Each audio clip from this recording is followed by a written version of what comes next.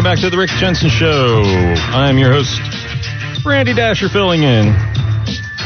Joined by Dave the Electrician, my zany sidekick, America's oldest teenager, Dave the Electrician.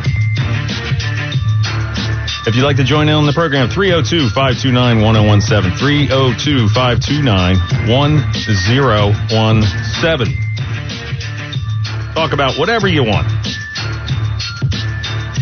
Yes, they were talking about David Pecker earlier, and I giggled.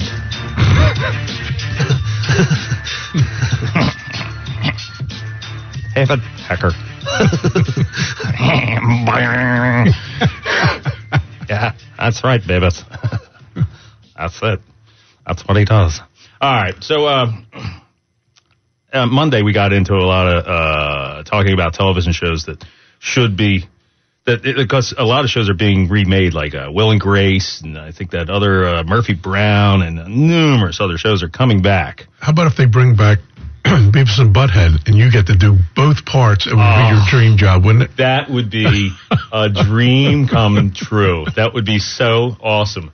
I wouldn't know how to act. Can you imagine that? Nothing but fun. Nothing but fun.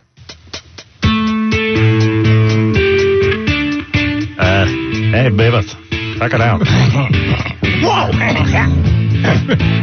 You're the boys that took my riding mower?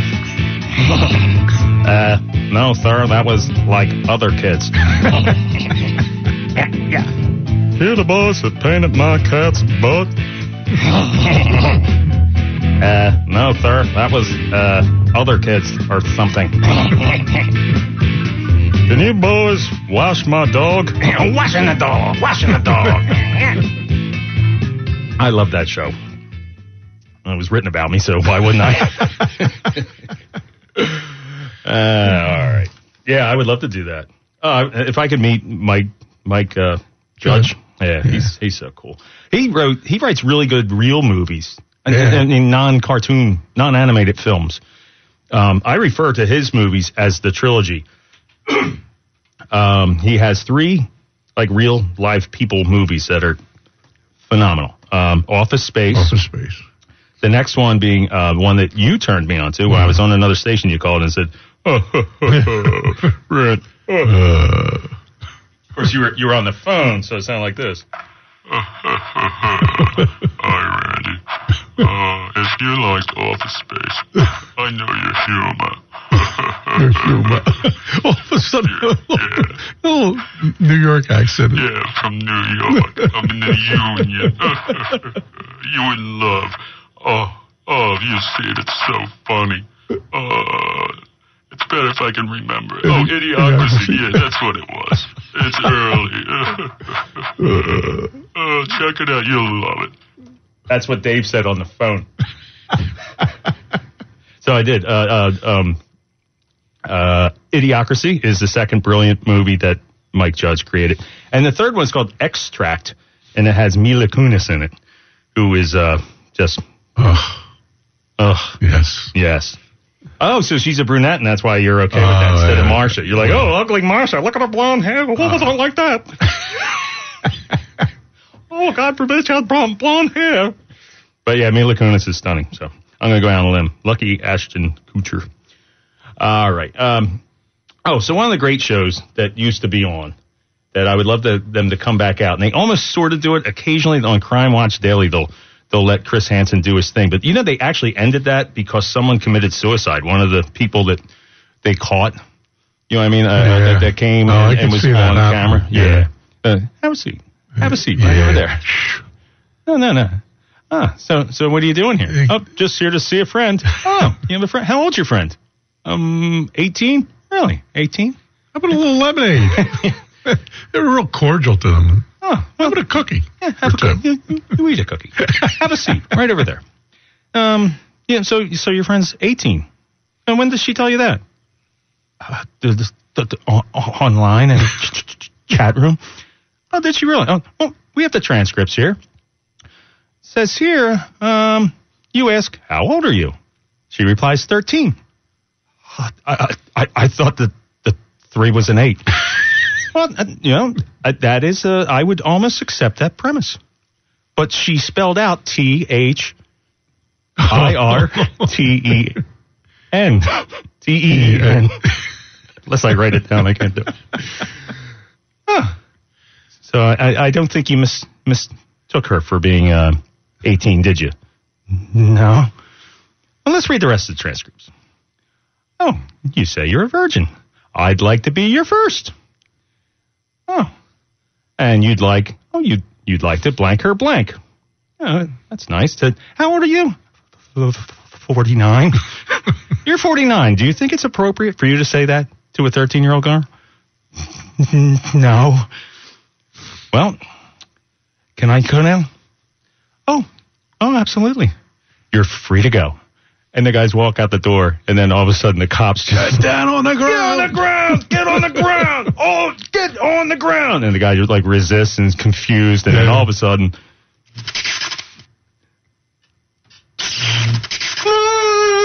They give him the taser. And then, then he's in jail. Can I hear that taser again? Yeah, because the volume was turned down. Idiot, I blew it. Here I am, this theater of the mindless. And I'm like, why isn't not making any sound? So that show is incredible. And you may have caught this last time we only aired this one, but one other time. That was when we filled in Monday in the first segment of the show. So here it is Friday in almost the last segment of the show. So what a better time, because what's wonderful news is that they're remaking To Catch a Predator, and check it out. From the producers who brought you Chris Hansen's To Catch a Predator, in collaboration with Quentin Tarantino, bring you a new show, Jim Henson's To Catch a Predator. Okay, routine. We have a 18-year-old girl who look and sound just like 13-year-old girl for some strange reason. She go online as 13-year-old decoy and try to pick up 50-year-old creepy guys who want to have sex with little girl. We have hidden cameras all over house and wait for creepy old guy show up. He here now. Check this out. This going to be good. Hello, little girl. I brought wine coolers and condoms. Oh, great. Come on in and have a seat. I'll be right out. Help yourself to some cookies. These are great. I might eat them all. Okay, wait. Everyone stop. You, green guy, put down cookie. Fake little girl, come out here. Oh, no. I hope I'm not in trouble for trying to have sex with this little girl. No, me no care about that. Hey, fake little girl, what your problem? Excuse me? I want to ask you a question. When you came pulling in here to act like little girl, did you notice sign in front of house say free cookie giveaway? Cookie, you know I didn't see no sign. Did you notice a sign that say free cookie giveaway? No, I didn't. You know why you didn't see that sign? Why? 'Cause it ain't there. 'Cause giving away free cookies ain't my friggin' business. That's why. Excuse me, am I under arrest? No, green guy, you free to go. Fake little girl, you fired. I sure hope Miss Piggy doesn't find out about this. That's tonight on an all-new Jim Henson's To Catch a Predator, presented by Quentin Tarantino. Wow.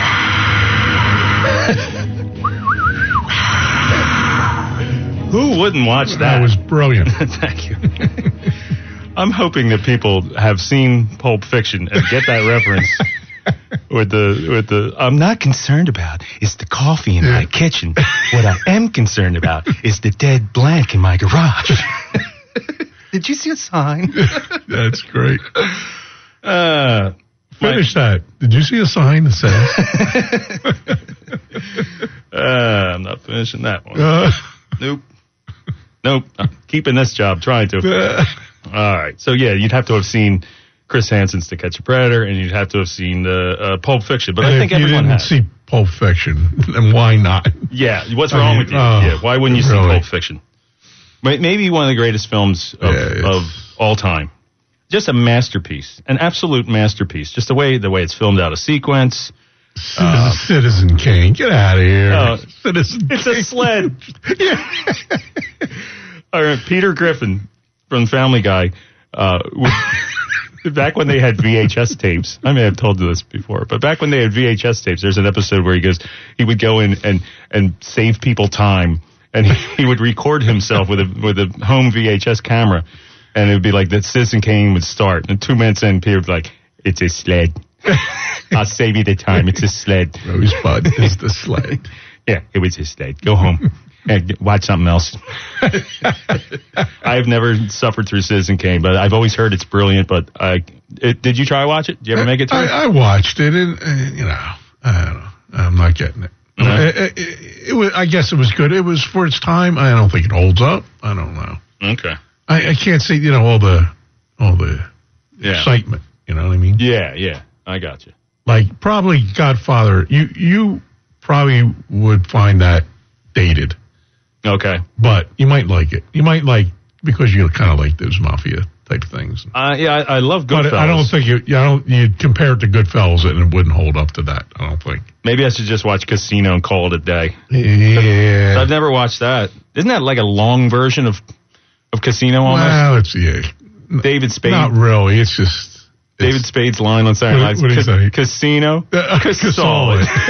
Except I liked it better when. Yeah. He's funny, man. I love it. Oh, David Spade's a genius. Yeah. Absolutely. All right. Hey, did you see that the woman who got ran over by a car, she had $75,000 in her purse or bag or whatever. They had taken out of her business. I guess they needed cash for something. And one of the tellers at the bank tipped off her boyfriend. She sent him a text like, all clear or let's go or whatever. Go time. I forget specifically what she wrote. So then she's like walking out to her car, and these guys grab and they're yanking on the bag, and she's not letting go of the bag for the save her life. And then they run her over, and she still holds onto the bag. But the girl is in mega trouble now because they have in text. They put two and two together that well, your boyfriend's that guy, and we know that's your boyfriend, and you work at the bank, and this girl's up on. So what happened to the run over girl? She's injured, but no life-threatening injuries like that. And she's got her $75,000. Yeah. Yep. Good. Yeah, good. But that's good for her. That's terrific. Yeah. But earlier I was talking about with Trump, and I was saying the economy's never been stronger. There's certain things he does that I like, and certain things that he doesn't. That he does that I don't like. And the main thing being that stupid wall, building a bajillion-dollar wall for no reason. But I voted in the primary. I voted for Ron Paul's son, Rand Paul. And Trump got the nomination from the overwhelming coverage on TV. And all the questions on the debates were all focused on him. So it's just, I've said it before, each candidate should be asked the same candidate. I'm sorry. Each candidate should be asked the exact same questions. And they should have the exact same amount of time to answer. They should be like, it's 2 minutes. When you see that light flash, you have 10 more seconds, and then your mic's off, and you're in a soundproof room. You can sit there and scream and make hand gestures all you want. No one's going to hear you, so just learn to deal with it. Because these things, the guys will just talk over each other. I had my chance. You spoke over me. You're a doo-doo head. Okay, I want to be the president. They made a television star that the number one nominee, and really, if you got to compare how much time Rand Paul had and how much time Donald Trump had on the debates. And it's just, the difference is amazing. I mean, it's just, I think Rand Paul got to speak for a minute. And Trump was on there, if it was an hour, he was on for 58 minutes. It's ridiculous. And also, I've said this before, but maybe you're new to the show. And I probably said it back in June, so I can recycle this bit. But the candidates shouldn't be allowed to hear the other candidates' answers. Okay? So when they ask, they're all in soundproof rooms. And when they ask the guy, okay, who's the greatest leader in history? And when this dumb candidate's sitting there going, I'm going to say Hitler. He's saying really nice. And the other guy, when they can hear the guy go, oh, Lincoln, they'll go, oh, maybe I'll say Lincoln too. Yeah, maybe Hitler was not a good idea. If they can't hear the other guy's answer, it would be really nice to hear. But as soon as you hear the other answer, you can piggyback on his answer if it was a good answer. Because one of the guys went, probably Huckabee, was like, Well, I would have to say Jesus was the greatest person ever. And so now everybody's got to say Jesus. I'm into Jesus more than you. No, you're not. I'm into Jesus more than you. Just tell them they can't use the same person. Nah, they shouldn't be allowed to hear how's it what going to be a debate if they don't hear the other person's answer? They don't even need the debate. It's supposed to be a debate, right? No, I would like to hear each person's answer without being influenced by the other candidate. Each person's answer. Oh, okay. So they're not debating each other, just giving a good answer to questions. Yes. Okay. That's right. Got it. You got it. All right. Fantastic then. Coming up on the final break here. I hope you've had a wonderful time today with us. Stay tuned, Alan. Well, we're not leaving yet. We're coming back with another segment. Quick segment. And then Alan Ludell comes in with his afternoon news. Alan Ludell is a very, very, very bright man. He was telling us about a lot of South Africa stuff, and that was a topic in the first hour. So stay tuned. More Rick Jensen next on 101.7 FM and 1150 AM WDEL. Hey, why pay full price when you can yell over the music? Why pay full price when you can get it half off? Save money today at getithalfoff.com, where you'll find great half-price deals for Willow Marine and Company Clothing and Home Boutique in Lewis. I don't live in Delaware, sorry. Where Pigs Fly in Dover and La Hacienda in Milford. For those and a lot more, right now, go to getithalfoff.com. Alrighty, back with the final segment here. Rick Jensen Show. Randy Dascher filling in, along with Dave the Electrician. And we have a phone call from Greg in Wilmington, so let's go to Greg. Greg. Hey, Randy. How you doing? Thanks for calling. Hey, good, thanks. I think the debates have a specific purpose. They're not to an academic thing. Otherwise, everybody could just mail in their answers, and they have plenty of other venues for that. The part of what's on being tested is your ability to be a leader and to, debate with others, because that's part of what the job requires. And I loved it when Trump was just revolutionary in the way he dealt with his what would you say, other candidates, can't think of the word. Opponents. But the people he was going up against. Yeah, opponents. It was funny because I watched it with the head of the Northern Newcastle County Republicans, and he was like, "Oh, this is terrible." I'm like, "Oh, this is great." So, but it showed, and it was the first indication we had of what a strong leader he would be and how he'd be able to take on people, like look what he did in the Europe at the NATO conferences and so on. And I was a big Ron Paul guy, not Rand, but Ron. Oh, me too. I even sent him money, but he was good on paper, but he wasn't really a fighter. And you learn that in the debates. I remember they would just kind of put him in the corner. He was one of three, and you hardly knew he was there. He would. And I like Ron, but he just wasn't a fighter. I didn't like the news coverage he got because they had Hannity and Combs after the debate had a question like, "Who do you think won the debate tonight?" So Ron Paul wins by leaps and bounds, and they just go, "Oh, that's because all of his supporters text in." Well, that's the idea. That's what the entire thing was. And then so Hannity just blows that off and goes, "No, he didn't win. That's just his supporters." Well, yeah, McCain's supporters could have called in. That's the whole idea. I'm running out of time, Greg, but I really appreciate you calling. Good to talk to you. Good to talk to you. Thank you, sir. Take care. All right, that guy's cool. Fantastic. All right. Let's, where's Alan? Alan's not even, there he is. I thought you weren't in the room. Hey, I'm going to get out of your way, Alan, all right? Thanks for listening, everybody. Have a great time. Thank you, Dave, the Electrician, for joining me. All right, take care.